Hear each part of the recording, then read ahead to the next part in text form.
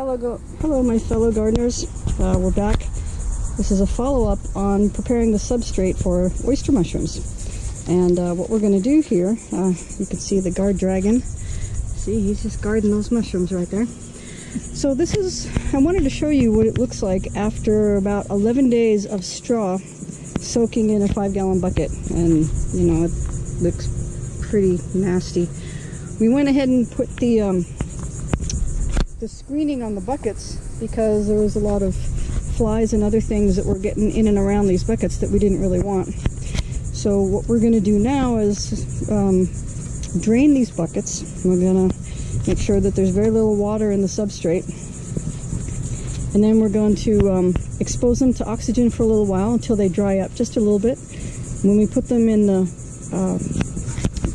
space where we inoculate them, we don't want it to be really wet, but we want it to be damp. So we're going to let these sit out for a little while and then inoculate it with blue oyster spawn.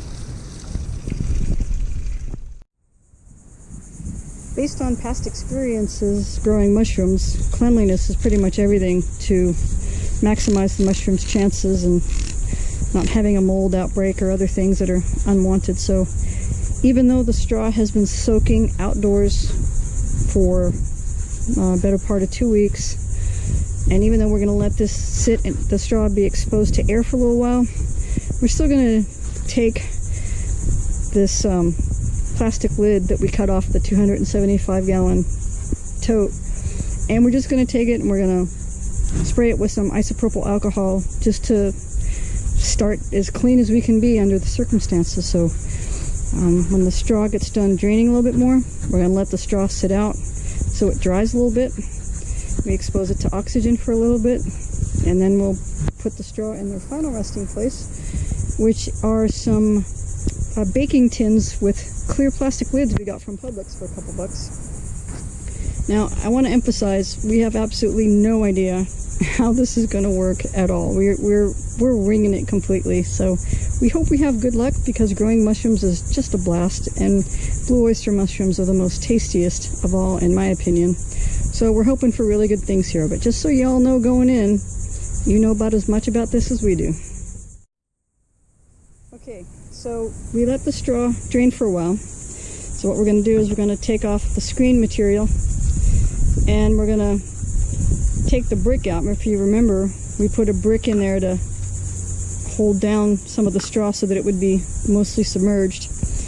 And we're going to take this straw and we're going to put it on this plastic lid we just cleaned off. We want to make sure that the straw is a little moist, but we don't want it dripping wet. That's not real good. So I'm hoping I have enough straw for 2 containers of the foil tins, so I can grow 2 containers of mushrooms instead of 1. But honestly, I just don't know how that's all going to pan out just yet.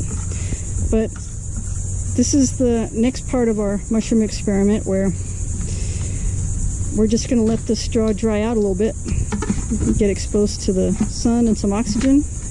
And when we think it's dried up a good bit, not completely dry, but certainly not dripping, then we'll go ahead and put it in our store-bought tins. Okay, so we've got our blue oyster spawn, and actually we probably should have done